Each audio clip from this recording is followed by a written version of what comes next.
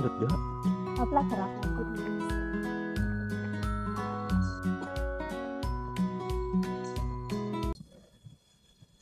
Mahogany plantation. Oh. Planted since 1940. Grabe, tagal na. Dense na po siya eh, no? Oh. Pero hindi masukal yung ilalim. Kaka-close canopy man. Hindi siya nagsisikatan ng araw sa ilalim. So, medyo malamig na dito.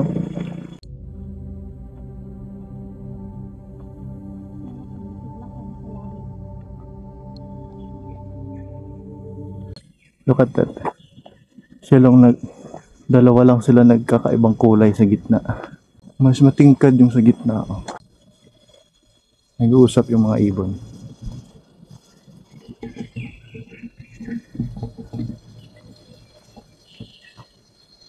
Sunk rock formation. Ang ganda ng forma niya. Isang malaking bato. And you can hear the, ano tawag sa English yan? Crickets? Crickets ba yan? Crickets, cicads. Cicadas. Cicada?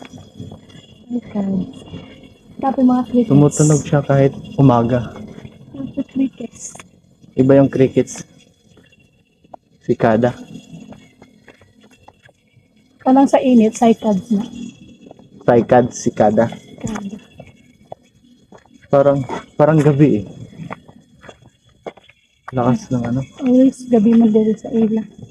Lakas ng tunog. Ito yata yung mga wood vines. Ang ganda. Wow!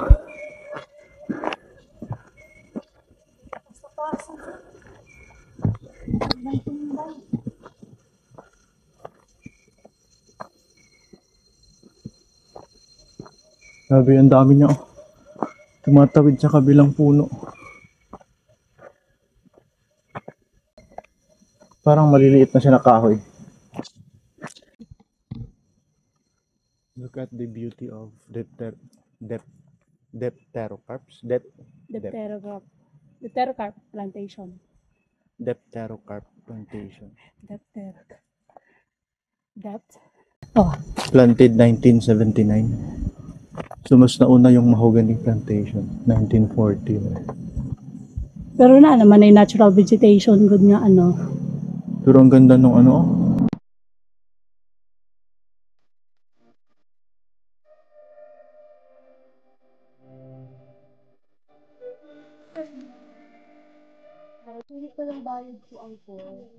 Libre.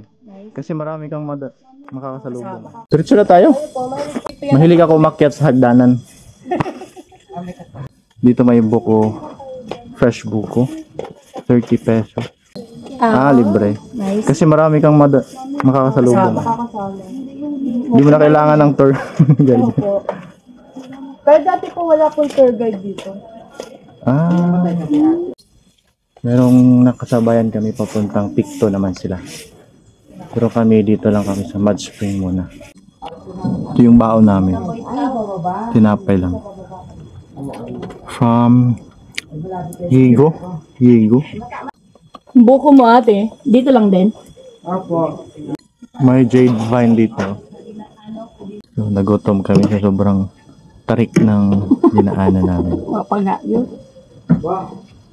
Wala pa nga ate no? Alin pa? Wala pa to sa kalahati ng ano? Ng pito? Ay, just Wala dito ate, 2 oras ng lakad. Mabilis sa lakad. 2 oras mula dito. Tapos, Kaya pala maiiyak na yung ano eh. asan? Yung isa. Pagod na daw siya. First time niya eh. Kaya nga, lakas loob ng mga bata niya.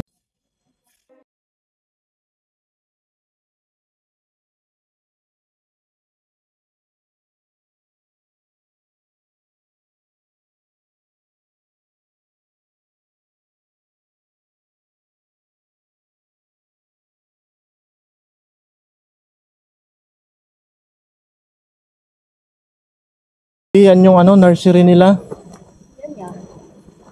Diyan kumukuha ng seedling, di ba? Dere. Oh, ang ganda oh. Ganda sa gilid ng ano, kalsada. Adto pahan. Next. Dito guys, pwede mag-picnic. May mga upuan dyan. Ang lamig na dito. Meron din sa kabila. May mga kawayan dito na upuan. Mesa. Ang maramihan. So dito yung mud spring, papasok dyan. Tapos dito naman, puntang Picto. So babalik lang kami dito. Pupunta muna kami ng Aguila Base.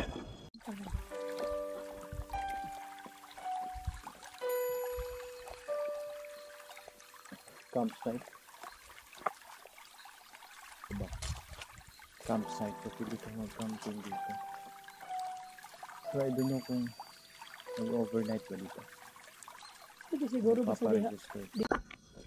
Feeling ko pwede mag-overnight dyan kung magpa-register ka.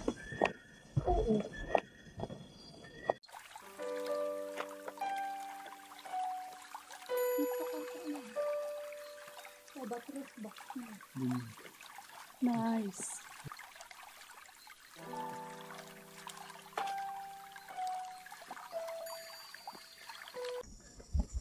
Dito guys, papunta kaming Aguila Base. At may nakita kaming nag-iisang jade vine na bluish. Bluish yung color guys. Ang ganda.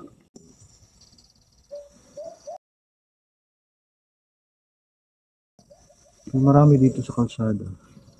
Naglalaglagan. So hindi na niya season ngayon. So ibig sabihin, bulaklak yan. Tapos ba yan? Vine. Yung bang ano blue.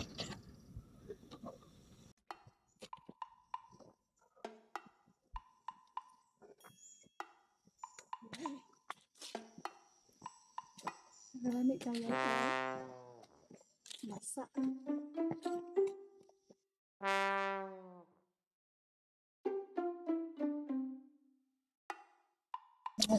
This is the Aguila Base. Station 11. Dito pala tapos ng kalsada. So 2 hours din mahigit yung lakad mula baba. And hanggang dito na lang yung semento. Hanggang dyan na lang yung kalsada. Dito, very maagi. Ato. Dito yung daan papuntang Summit, Peak 2. Mount Makiling, Peak 2.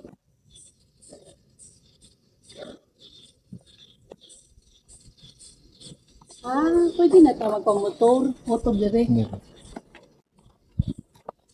May habal-habal dito.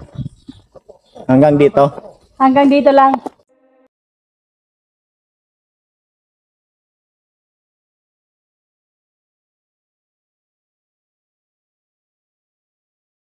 So, pabalik muna kami ng station. Anong station yung sa Mud Spring? 7 yata. Oh, parang 10 siguro. di 10, 11. 10, 11 to, 11 diba? man yun. So 10 yun. Sobrang laki ng fern dito.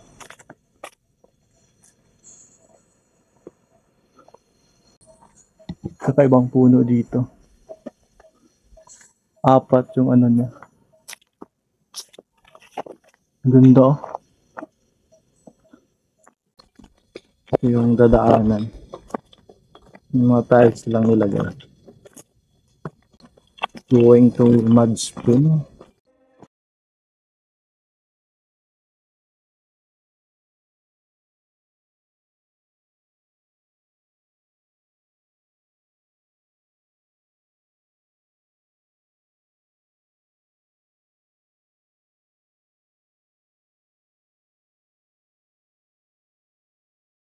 Ba naman siya. Hindi siya paakyat. Ganda dito pag summer. Kasi pag maulan baka madulas to siya. Dito guys sa Makiling, you have to protect your ears. Kahit mata. Kasi maraming leeches dito. Kahit papuntang Picto. Maliliit na leeches.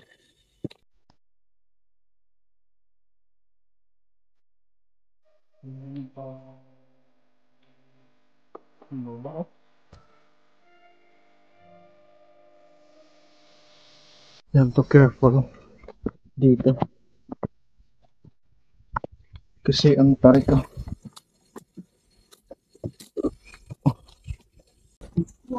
Dito maamoy mo na yung sulfur. Parang malapit na yata. Ah, dito na pala. Feeling. An inactive volcano. A mud flat pala. So ang mud spring ay isang inactive volcano. So dito yung area guys. Wala lang. Ito mas malinaw. Wala lang dito. Can burn your skin yun. Dito din. Ako din ako sa lupo yun. Dito. Kasi maguba. Alaki din ako. Kumukulo.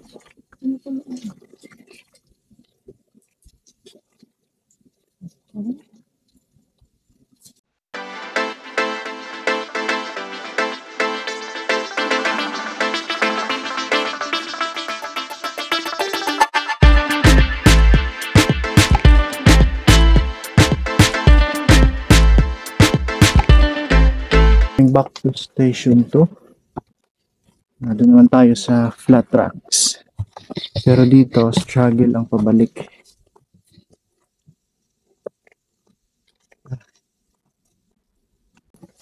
Yan yung kulay ng mga galing sa sulfur.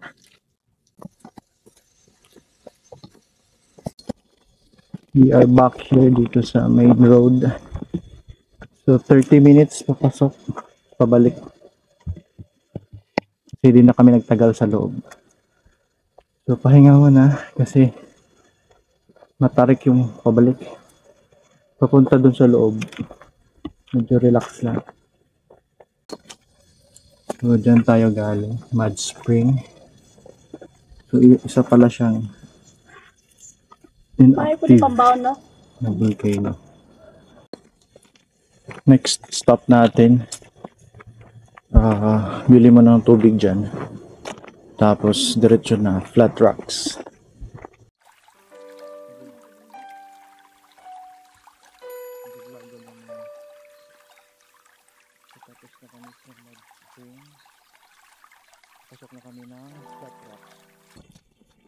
So tapos na kami sa mud spring. Pasok na kami ng flat rocks. 374 lang oh. Meters. Ang peak to pala 7.8. Ang mud spring 3. Doon red na.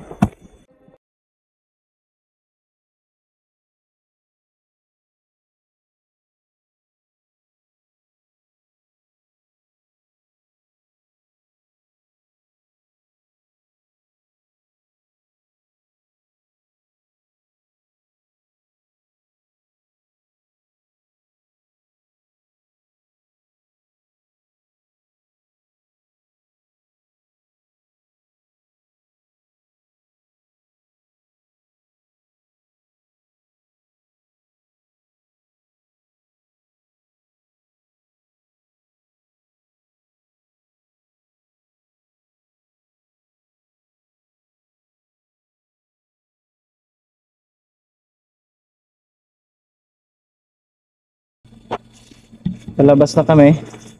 Lahat ng napuntahan namin is hanggang kalahati lang. Hanggang Aguila Base.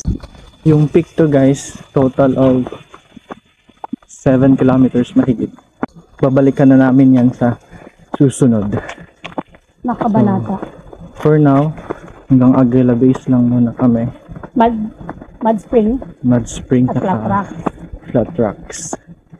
So pagbalik namin dito, diretso na kami dun sa Aguila Base siguro. Meron namang habal-habal dito. Sabi doon 100 daw yung paakyat. If available. So 100 pesos. So baka doon diretso na kami sa Aguila. And then lalakad ulit papuntang Peak 2. So that's it for now. Hanap pa kami ng makainan kasi lunch na. Total of ilang oras? 5 hours lahat. 6:30 to 12. Nilakar namin. Pag papunta daw ng Picto, kailangan daw ng tour guide na sa 1,200 tsaka hanggang 5 tao na yun. Kung 6 na kayo, dapat 2 tour guide na yan daw. For safety naman yan, kasi dati wala. At maraming mga emergency sa taas, kailangan ng guide. And mas maganda daw magpa-book na online para yung tour guide dito na sa entrance mag-aantay sa inyo. Magkano yung entrance? 30 pesos regular. With Pag- discount 24. Pag student 24, pag hindi student, kahit sang student lang, Siguro. basta student. Pag hindi student, 30 pesos. Not bad na. Dala na lang kayo ng tubig, tsaka kahit tinapay lang. Goods na yung packet. Mini goods. So, ito yung mapa. Dito tayo. So, galing tayo ng Aguila Base dito. Station 11. So, hanggang Station 30 siya sa summit. So, hanggang kalahati lang tayo. Tapos yung campsite, Mud Spring, rainforest dito. Dito yung flat rocks. So marami siyang summit pala. So for now, ang pinupuntahan itong Peak 2. Actually meron din naman sa kabila daw, Batangas. Pero hindi na siya dediretso sa Peak 2 hanggang may isa pang peak dun eh, isang summit. Kung galing ka ng Batangas. Ito yung contour. Dito lang sa kabila, Station 30. So dito lang tayo sa mababa. Pinakamababa pa pala yung Aguila Base. 500 pa. Napuntahan natin. Above sea level. Bawa pa pala yan. So kalahati siya kasi 1,000 siya dito.